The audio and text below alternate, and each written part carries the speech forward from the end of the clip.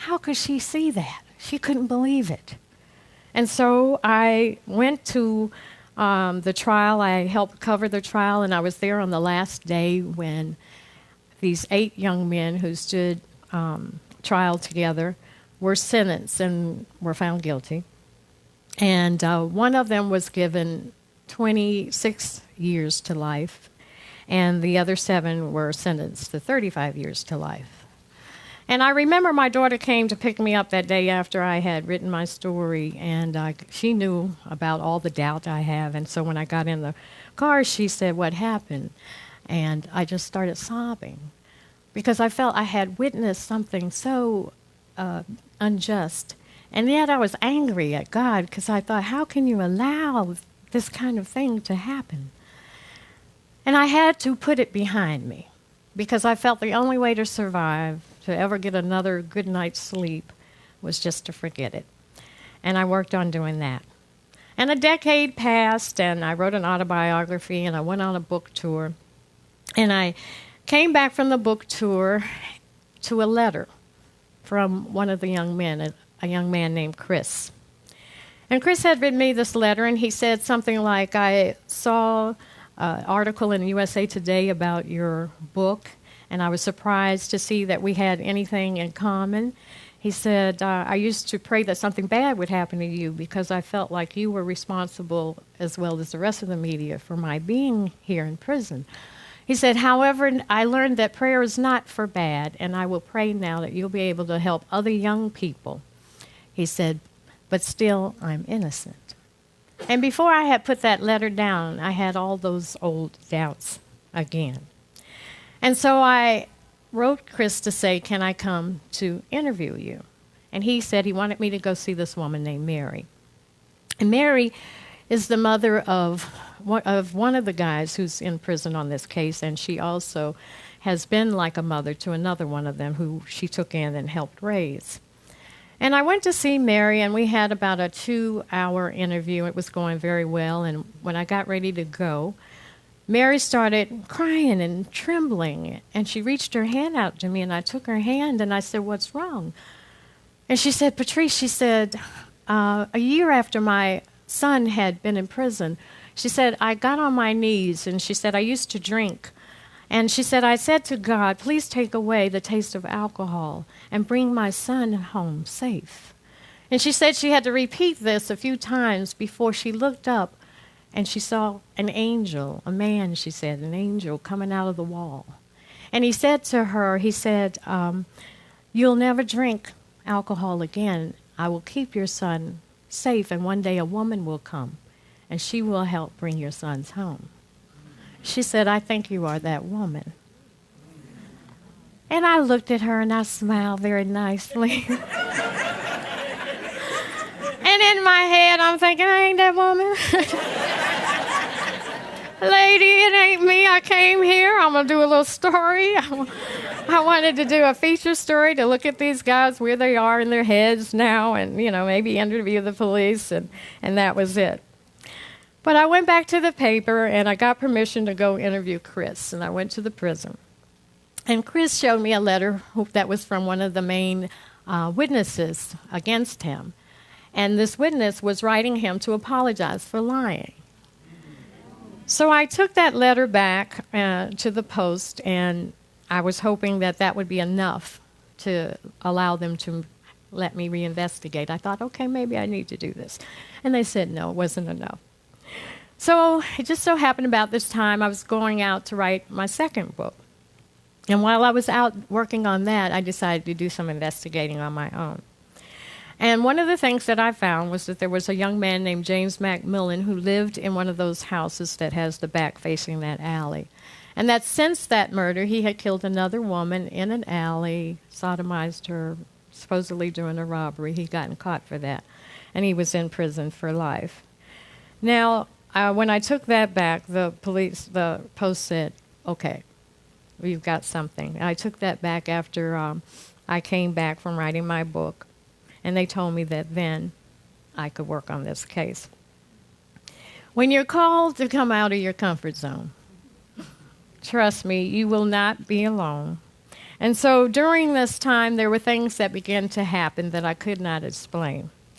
The work was very slow. I had told Mary originally, because I had never done a story like this before. I was a feature writer. I wrote those pieces that made people happy and, just nice human interest pieces. And so I told Mary, she said, how long do you think it'll take? I thought, oh, well, maybe it'll take 6 months, and it's fine. Mind you, there's like 10 people were accused of this murder, so I got to investigate all this. I'm like, 6 months, no problem. Well, after about a year, Mary started calling me up ever so often, and she would fuss. And she would fuss at me in a way that you would feel like you had been cussed out, but she never cussed. And the first time she called to fuss at me, it was always, like, what are you doing? Are you just pulling my leg? Are you just like the rest of those people up there? You don't really believe these guys are innocent. What are you doing? And the first time she did that, I remember in my head I was raging. I'm thinking, this woman, how dare her question me? I had just gotten married, and I'm like, I'm married to a man who feels I care more about this murder case than I do about him. And I'm like, and my job, there are all these issues because they're tired of me working on this one story, and I'm going through all of this, and she's fussing at me. And all of a sudden, I heard this voice say, you do what you do, and let Mary be who Mary is. And I understood that we had a role to play, each and every one of us. And that my work was my work. And I couldn't be bothered, influenced, deterred by anything that Mary or anyone else said. And that was nothing but my ego anyway, stepping up to want, just all the glory and no criticism. And so from then on, when Mary called me, I just listened and let her just fuss until she got it out of her system. And then one day, after about 2 years, I was working on this, and I heard a voice say, put it aside. And I thought, put it aside? What are you talking about? It's funny how easy we forget the ego, it comes right back just like that. And I'm like, what? And, I think I'm talking to God. And I'm like, what do you mean, put it aside? I've been working on this for 2 years. I've got this, and this, and invested in this. How can I put it aside? I said, put it aside. Well, I knew enough at this point to know that when I heard this voice, I needed to just listen, just let go, because it all turned out right. But I thought to myself, how am I going to tell Mary this? I can't tell her, so I'll just avoid her. So I decided I would go home, and I would just stay home for a few days and just be still, because the truth is that if I had not put it aside, I would have been making phone calls, I would have been doing research, I would have been knocking on doors, I would have been, all of that stuff, busy, busy, busy, busy. Sometimes we do have to just be still. So I went home, and Mary would never call me at home because she did feel that I was doing enough at work that she wouldn't bother me at home, that my home was sacred. So when the phone rang, of course, I thought nothing. I picked it up. It was Mary. And Mary says, my angel came to me again. I said, okay. And he said, nothing from nothing is nothing. And I thought, okay, Mary's starting to talk like God. I don't understand what this means. I was like, yeah? So she said, well, I think right now we don't have anything. We have nothing. So there's no sense in moving forward. Because, see, I keep wanting to write a story every time I get a little bit. She said, I don't think it's time. I think that what you need to do is put it aside. Of course, I started crying. I was like, Mary! And then I realized it's my chance. I can tell her I hear voices because if she's seeing the man come out the wall.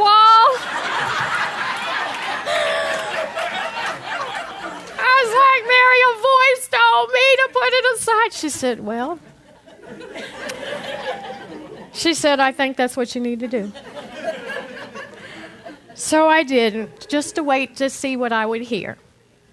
And one day I remembered that I had put in a request at the police department 2 years prior, asking for all of their records. And they had said to me that day, oh, it's going to take at least 2 years to get to this because we have a backlog. Well, I thought it would take me only 6 months to write this, so I felt like, okay, I'll never get the records. And I'm sure they felt that way too. But now, 2 years had passed, and I remembered. So I went to the lawyers at the Washington Post, and I told them. And they, threatened the city, basically, and they got me the records. And in the records, when I got them, I had never, looked at records like this, and it was about that thick. And I opened them up, and there was all this black marking. Everything was marked out. They call it redacted. I didn't even know the word existed. But they mark out stuff. They say it's private information. And I thought, how will I ever find anything in here? And the voice said, it's there.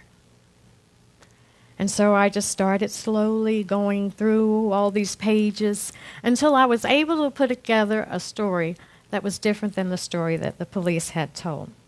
And what I found, for one, was that there was a woman who was a witness who was in the alley who said she saw a guy named James Blue killed Miss Fuller. Now, as it turned out, James Blue ended up killing this woman who said she saw this, so I never was able to interview her. And he went to prison. He had been charged with all kinds of things before, and he had never gone to prison, but he went. I wasn't able to talk to him because he had died of sclerosis of the liver while he was in prison. I also found out that the police had initially suspected James McMullen, the young man who lived at the alley. He lived with a foster mother. They had suspected him. They told me, they had, as if they had not. They told me, though, that he had gone to prison before she was killed, so he couldn't have done it. But I found out he went the day after she was killed. And so he could have done it. I also found out that there were 3 young people who purchased Miss Fuller's wedding rings on the night of her murder, probably within an hour after the medical examiner said she was dead. And they purchased it from a young couple, none of whom fit the descriptions of any of the young men that were in prison.